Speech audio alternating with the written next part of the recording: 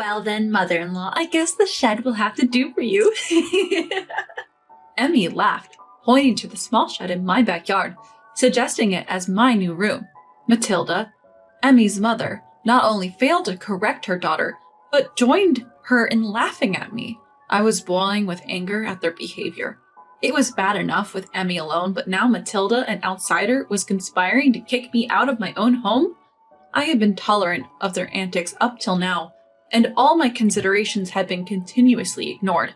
I've had enough, I thought, and I immediately called a moving company. So I'll be moving out. What? They still thought I was joking and kept smirking. Leaving them behind, I grabbed my game changer bag and stormed out. I'm Jenna, 72 years old this year. After my son got married and moved out, I divorced my husband. Living alone in this house, a part of the divorce settlement that was once full of family life, I cherished the peace. One day I got a call from my son Trevor. He mentioned Emmy, his wife, wanted to give birth at her in-laws' place. Please, Mom, I'm swamped with work and it's tough for Emmy alone. I don't mind, but wouldn't she prefer her own parents' home? She says she wants it at my place, that's fine, right? Feeling slightly pressured, I agreed there wasn't any inconvenience to me. However, not probing deeper into why Emmy chose my home over hers led me into a whirlwind of chaos. Hello, mother-in-law, it's been a while. Please take care of me from now on. Yes, of course, make yourself at home. I decided to offer Emmy the room previously used by my son, considering her luggage. Initially, I tried to be thoughtful to Emmy, assuming she might find some inconveniences since she just moved. However, Emmy quickly showed her true colors, beginning to constantly antagonize me.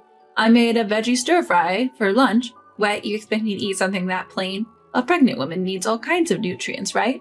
I was hoping for something a bit more special. It seemed Emmy was never pleased with anything I did. From the day she moved in, she found things to nitpick. She'd complain about the meals I made, said my cleaning was too loud, and had various other grievances. I thought maybe it was just pregnancy mood swings and tried to be patient. But when she told me my footsteps were too noisy and that I should stay out of the room, it really threw me for a loop. Moreover, she used the excuse of feeling stressed in this house to go out for a walk and come back with a beer in hand. Even after numerous warnings about alcohol during pregnancy, she'd blame me for her stress and somehow turned it into my fault. You really have a knack for stressing people out, don't you, mother-in-law? I'm just doing what's normal and I haven't even said much. Playing that I'm not in the wrong card again? If you're so stressed out, it's not good for the baby. Maybe you should consider moving back to your parents' home. Emmy would frequently criticize me with a snarky tone. When I'd ask if I had done something wrong, it seemed she simply didn't like that I wasn't doing everything she wanted. She never helped with meals or chores and acted like she was some sort of princess who deserved to be waited on hand and foot. Of course, I wasn't going to entertain such behavior, which only seemed to escalate her antagonism. Oh great, it's sad for the grandchild to have a stress-inducing grandmother like you. That's when I realized the real reason Emmy wanted to give birth at our place. Her haughty attitude was something even her own parents couldn't handle. Hey, Trevor, about Emmy. Yeah, about that. Try to get along, okay? My son Trevor had a hectic work schedule and could only visit us on weekends, so I thought he should spend his brief stays bonding with Emmy. However, as Emmy's attitude got worse and worse, I couldn't stand it anymore and approached Trevor for advice. But it seemed that Emmy had already painted me in a bad light to him, and Trevor's response was pretty cold. Emmy's pregnant. Let her do what she wants sometimes. You mean it's kind to serve alcohol to a pregnant woman? I didn't say that. Just occasionally cook something she craves. Had the clueless mother-in-law perhaps suggested to her son Trevor to say that to me? Yet Emmy criticized the meal I'd prepared, considering her pregnant state as subpar. She completely ignored my consideration for her. Even when I explained that it was impossible if she didn't try to meet halfway, Trevor wouldn't listen. Anyway, Emmy's belly is big now, don't stress her out. Trevor, please listen to my side too. What's your problem with Emmy? Have you become a spiteful mother-in-law? To Trevor, Emmy's behavior probably seemed like some kind of pregnancy blues. In fact, Emmy was only calm when Trevor was around. But there was no way I could get along with Emmy, who clearly looked down on me with malice and kept trying to boss me around. Yet I was flabbergasted by Trevor's attitude, who, consumed by his work, wouldn't listen and shifted the blame onto me. Taking advantage of the fact that Trevor rarely visited due to his job, Emmy's actions, seemingly designed to trample over my goodwill, increased. Mother-in-law, there are some baby items I'd like. Really? They're a bit expensive from a brand, but maybe you can buy them as a gift from you? What Emmy showed me was a catalog for a baby stroller and crib that cost a whopping $1,000. Though I hesitated at the price, I agreed since it was a gift. I offered to buy them after the baby was born, but she insisted on getting them immediately, so I ordered them online as she requested. But I shouldn't have let her manipulate me like that. Emmy personally received the package delivery and seemed to have discussed something with the delivery person, having it sent elsewhere. Oh, did you send it to your house? If you'd told me, I would have sent it there from the start. No, that's not what happened. Emmy showed me something on her phone with a cheeky grin. At first, I didn't get it, but it looked like Emmy had sold the baby items I bought online to someone else. Why would you do that? They weren't the things you said you wanted. Well, you got the wrong items, didn't you? Please get it right next time for my cute grandchild, okay? Without even checking what was inside the delivered box, Emmy shamelessly said I got the wrong items and laughed gleefully. I sold them for a good price. What should I buy with this money? She mused out loud with a smirk, making sure I could hear. If she had received the wrong items, she could have simply returned them. It seemed she just wanted to annoy me, and she made it a point to let me know that. Seeing such a clear malice, I was at my wit's end. The final straw came about a month after she moved into our home. Hello, I'm coming in now. What? Why the sudden visit? I was relaxing in the living room after lunch when the doorbell rang out of the blue. I wasn't expecting any visitors. When I opened the door, there stood Matilda, Emmy's mother. Emmy told me she felt lonely and needed some company for the birth. Oh, I see. I'm sorry. Emmy didn't mention anything. Of course she didn't. Matilda gave me a condescending smile and waved cheerfully to Emmy, who emerged from the back of the room. Without wasting any time, Emmy turned to me and made a shocking statement. Well then, mother-in-law, since you're in the way, how about staying in the shed? Excuse me? Emmy, with a grin, suggested that I use the little shed in our backyard as my room. Matilda didn't reprimand Emmy for the remark, but just laughed along with her. I don't want someone who's mean near me during such an important time as my daughter's birth. Well, then shouldn't she just stay at your place? See, this is the kind of things mother-in-law says. I don't know how they justified it, but Matilda just looked at me with pity and waltzed right into the house. I was about to complain about trespassing, but the two of them just ignored me and went on chatting. Heading into the living room, I was furious at their audacity. If it was just Emmy, maybe, but even Matilda had the nerve to barge into someone else's home and without a greeting tried to kick out the homeowner, me. Having had enough of these two who wouldn't listen to a word I said, I defiantly grabbed my cell phone and called a moving company. So I guess I'm moving out. What? They seemed to think I was joking, still laughing dismissively.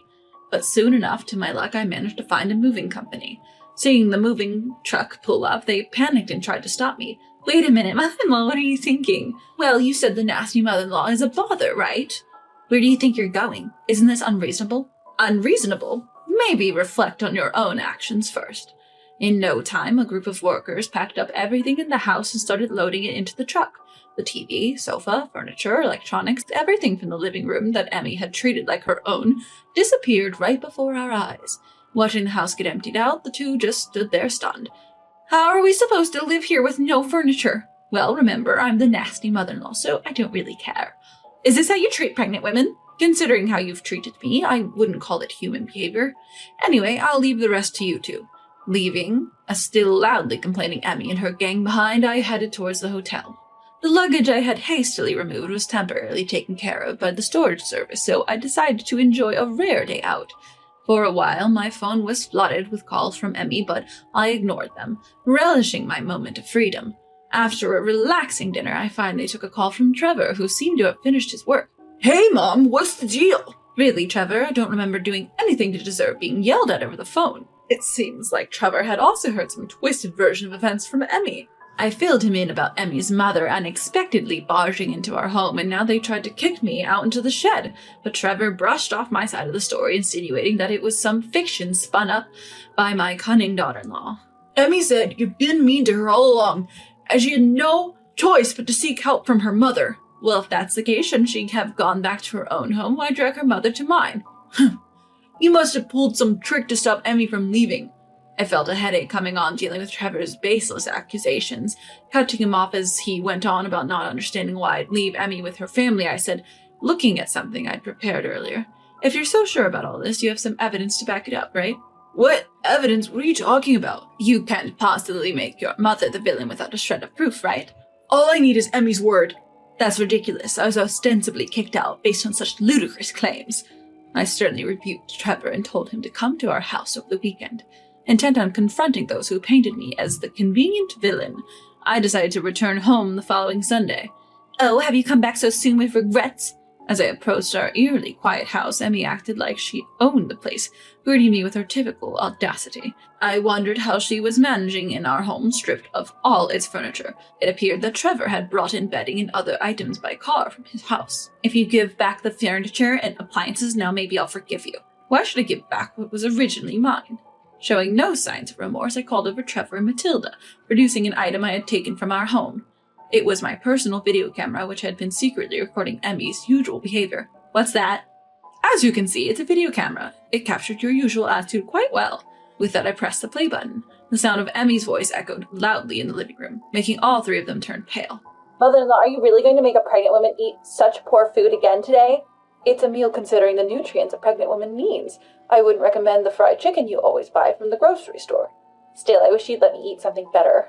At first, it was just bratty conversation, but as it continued, both Trevor and Matilda were glued to the screen, watching Emmy's deteriorating behavior. Is Trevor always working because he's an incompetent son who can't do his job? How can you talk about your own husband that way? But isn't it true? So engrossed in attacking me, there were scenes where Emmy didn't hesitate to hurl verbal abuse at Trevor. Another scene showed her complaining about Trevor on the phone in the living room, loud enough for me to hear. Emmy desperately tried to stop the video, but Trevor intervened. Cornered by Trevor, she became flustered. What the hell is this, Emmy? Didn't you say my mom was bullying you? This isn't what it looks like. What's different? How could you say such terrible things? While Emmy, cornered by the two, was searching for a way out, I continued playing the recording. It clearly captured the conversation about the $1,000 baby item she had previously forced me to buy. Unable to stand it anymore, Emmy lunged at me, screaming loudly, "Why are you doing this? Why did you even record this? This is a breach of my privacy." But Emmy, you lied. You told me Mom was taking the money I gave you. What did you really use it for? I can't believe this. I came here to protect you from your mean mother-in-law, and you do this? I keep telling you it's not like that. I haven't done anything wrong. They kept arguing back and forth, each blaming the other. Tired of watching them justify themselves and hurl insults at each other, I raised my voice as loud as the three of them combined. Enough is enough. What's going on, Mom? This isn't about what's going on. You come into someone's house, do as you please, and without evidence you accuse them. Shouldn't you apologize to me first before defending yourself? I'm sorry, Mom. Mrs. Jenna, I truly apologize. Why should I? If you think you did nothing wrong, should I let others watch this and decide? I apologize. Watching the three of them finally understand the truth and realize their mistakes, I felt a sense of relief. A few days after the confrontation, I heard that Emmy decided to give birth at her parents' house. Apparently, Matilda had only heard Emmy's side of the story and was furious, saying, "My daughter has embarrassed me." As a result, Emmy wasn't pampered like she was at my place and was going through a tough time with her pregnancy. As for Trevor, he was furious at Emmy for deceiving him and was considering divorce. Though it wasn't really my place to get involved, I was taken aback by the call I received from Trevor under the guise of seeking advice. "I'm thinking of getting a divorce and living with my kid. What do you think?" What do I think? First off, how do you plan on managing that with your busy work schedule? I was thinking Mom could help us out a bit. You've got to be joking. That's a hard no from me. Trevor, seeming to have never expected my refusal, persisted. It's your cute grandchild, you know. I held my head in exasperation at Trevor's convenient argument. Oh, you mean the grandchild of the son who doesn't listen to his mother and the daughter-in-law who tried to defame someone with lies? Don't talk like that. The child isn't to blame. You didn't call me the nasty mother-in-law, right? With such a grandmother, you'd be worried about what she might do to her grandchild, wouldn't you? Seeing my intentional spite, Trevor realized any further arguments would be in vain and backed down. With the matter settled, I promptly ended the call. It's true, the child who's about to be born isn't to blame, but I'm under no obligation to care for them. I decided to decline promptly, not wanting to get involved with Trevor or Emmy again because of the grandchild. However, maybe I could send some sort of gift. The $1,000 I was made to spend on baby items by Emmy was later refunded to me by Matilda. With that money, I decided to replace the sofa that Emmy had taken over, which had left a bitter memory. After getting rid of some furniture and cleaning up, I returned to my home, now refreshed and back to the peaceful life I used to have.